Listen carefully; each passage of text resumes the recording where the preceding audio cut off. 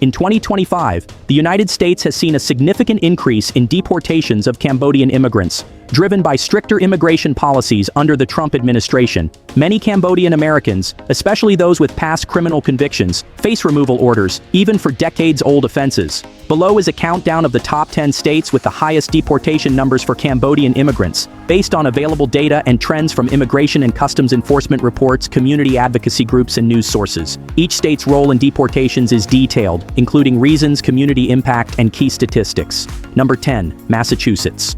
A sanctuary state with about 209,000 unauthorized immigrants, is home to a significant Cambodian American population, particularly in Lowell and Lynn. In 2025, ICE has intensified operations here, deporting around 10 to 15 Cambodian immigrants monthly, many during routine check-ins. Most deportees are men in their 20s and 30s, often convicted of minor crimes like theft or driving under the influence years ago. The state's sanctuary policies limit local law enforcement's cooperation with ICE, but federal agents still conduct raids, causing fear in communities. Lowell's Cambodian population, one of the largest in the U.S., faces emotional and economic strain as families are separated. Advocacy groups like Southeast Asia Resource Action Center provide legal aid and hotlines, but deportations continue. The state's immigrant-friendly laws are under pressure from federal threats to cut funding, pushing local leaders to balance protection and compliance. Deportations disrupt local businesses, especially restaurants and small shops reliant on Cambodian workers. Community protests and Know Your Rights events are rising to support affected families. Number 9, Washington. Another sanctuary state has around 246,000 unauthorized immigrants, including a notable Cambodian community in Seattle and Tacoma. In 2025, ICE deported approximately 15 to 20 Cambodian immigrants per month, targeting those with final removal orders from past convictions. Many arrived as child refugees in the 1970s and 1980s, with little connection to Cambodia. Governor Bob Ferguson's rapid response team helps families, especially children, after deportations, but federal operations in schools and workplaces spark fear. Cambodian deportees often face old charges like drug possession or assault, and ICE's use of detention centers like the Northwest ICE Processing Center is growing. Community groups report family separations and job losses in agriculture and service industries. Washington's sanctuary laws limit local police cooperation, but ICE's aggressive tactics, including home raids, bypass these protections. Advocates push for legal challenges, citing due process issues for refugees. The Cambodian community organizes mutual aid to support those facing deportation. Number 8, Virginia. With 251,000 unauthorized immigrants, sees rising deportations of Cambodian immigrants, particularly in Northern Virginia. In 2025, about 25 Cambodian immigrants are deported monthly, often for old convictions like fraud or minor theft. Governor Glenn Youngkin supports stricter enforcement, aligning with federal policies. Many deportees are long-term residents who arrived as refugees, now facing removal to a country they barely know. ICE operations focus on routine check-ins, turning them into detentions. The state's 84 sanctuary counties offer some protection, but gaps in coverage leave immigrants vulnerable. Community groups like the Southeast Asian Freedom Network provide legal aid and emergency funds, but deportations strain families, with children and elderly relatives left behind. Local businesses, including construction and retail, face labor shortages. Advocates argue that deporting refugees with minor convictions violates fairness, pushing for congressional oversight. Public fear grows as ICE expands operations in non-sanctuary areas. Number 7, Arizona. With 273,000 unauthorized immigrants and no sanctuary status, is a hotspot for Cambodian deportations in 2025. ICE deports around 25 to 30 Cambodian immigrants monthly, leveraging the state's proximity to the U.S.-Mexico border. Many deportees are targeted for old convictions, such as driving under the influence or assault, often from the 1990s.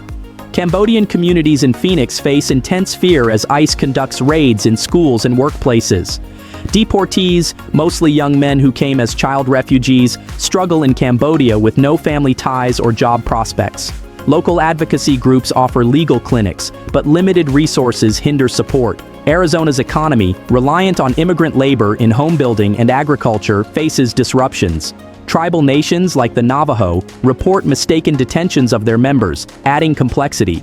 Community leaders urge families to prepare safety plans and carry legal documents. ICE's use of detention centers like Eloy increases, raising concerns about due process for long-term residents. Number 6, North Carolina. home to 296,000 unauthorized immigrants, deports around 30 to 32 Cambodian immigrants monthly in 2025.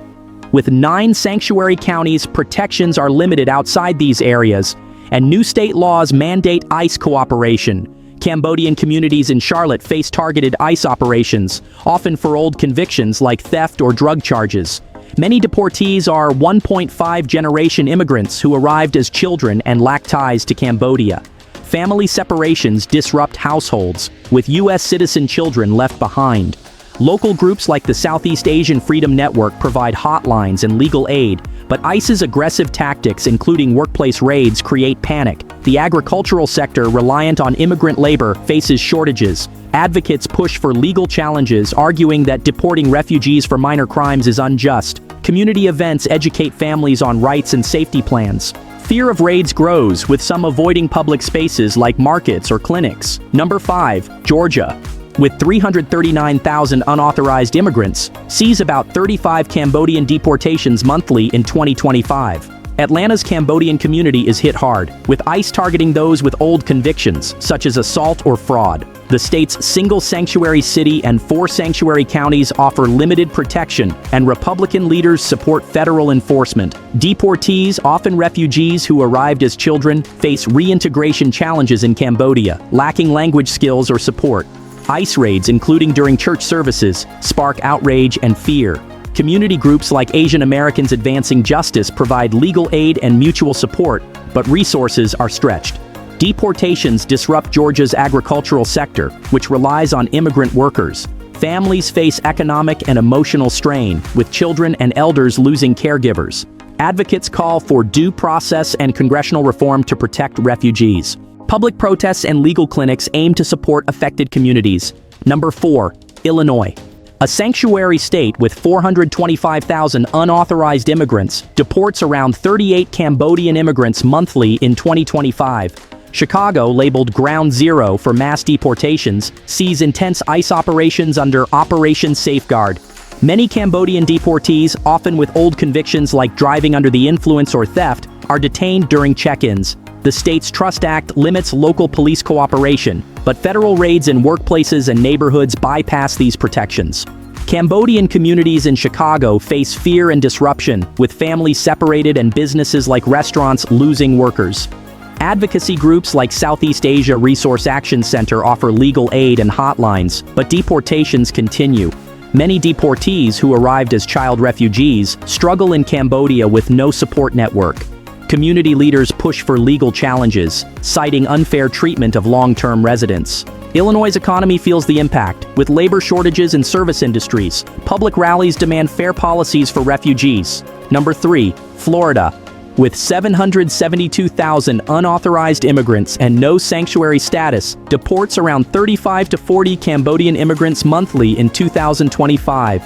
Governor Ron DeSantis enforces strict immigration policies, including e-verify laws and ICE cooperation. Cambodian communities in cities like Jacksonville face frequent ICE raids, often targeting those with old convictions like fraud or minor theft. Routine check-ins turn into detentions, causing widespread fear. Deportees, many who arrived as child refugees, struggle in Cambodia with no family or job prospects. Community groups provide legal aid, but resources are limited. Florida's economy, reliant on immigrant labor in agriculture and construction, faces disruptions. Advocates argue that deporting long-term residents is unfair and push for due process. Families prepare safety plans to protect children and elders. ICE's new Deportation Depot detention center escalates fears of mass removals. Number 2, Texas. With 1,739,000 unauthorized immigrants and no sanctuary status, is a major hub for Cambodian deportations, removing around 40 to 42 individuals monthly in 2025. Governor Greg Abbott's cooperation with ICE intensifies enforcement, with state agencies aiding in detentions. Cambodian communities in Houston and Dallas face raids targeting those with old convictions, such as driving under the influence or assault. Many deportees are refugees who arrived as children, now facing removal to a country they don't know. ICE check-ins often lead to immediate detention, sparking fear. Community groups like the Southeast Asian Freedom Network offer legal aid, but deportations strain families, leaving children and elders without support. Texas's economy, reliant on immigrant labor in construction and agriculture, faces shortages.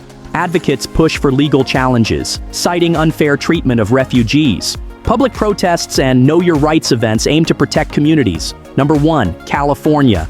With 2,739,000 unauthorized immigrants, leads in Cambodian deportations, removing around 45 to 50 individuals monthly in 2025. As a sanctuary state, California resists federal enforcement, but ICE's aggressive raids in Los Angeles and Long Beach bypass local protections. The state's large Cambodian population, especially in Long Beach, faces intense fear as deportees, often with old convictions like theft or drug charges, are detained during check-ins. Many are 1.5-generation immigrants with no ties to Cambodia, struggling after deportation. Community groups like Southeast Asia Resource Action Center and Asian Americans Advancing Justice provide legal aid, hotlines, and mutual support, but resources are stretched. Deportations disrupt families and businesses, especially in retail and service sectors. Advocates push for due process and congressional reform, arguing that deporting refugees is unjust. Public rallies and legal clinics grow to support affected communities. Thanks for watching. Like and subscribe for more updates on immigration and community stories. Stay informed and share to support affected families.